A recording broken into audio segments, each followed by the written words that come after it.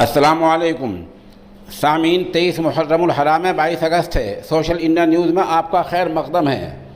خبر کا عنوان ہے شرم کرو شرم کرو۔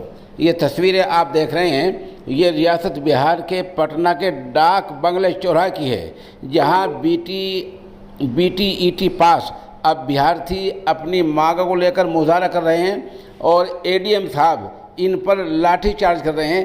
ایک ابھیارتھی نے جھنڈا بھی اپنے سر پر باندھا، ہاتھ میں لیا، لیکن اے ڈی ایم کو تب بھی ہوش نہیں آیا اور جھنڈا ہاتھ میں لے لیے اس کو پوری طرح مار لگائی۔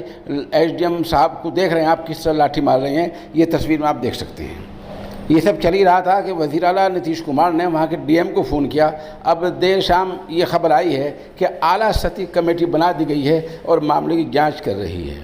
سوال یہ ہے کہ ان کی جانچ ایسے کیوں ہوتی ہے کہ انہی میں سے افسران جانچ کے لیے طے کر دے جاتے ہیں اور یہ معاملے کو رفع دفع کر دیتے ہیں۔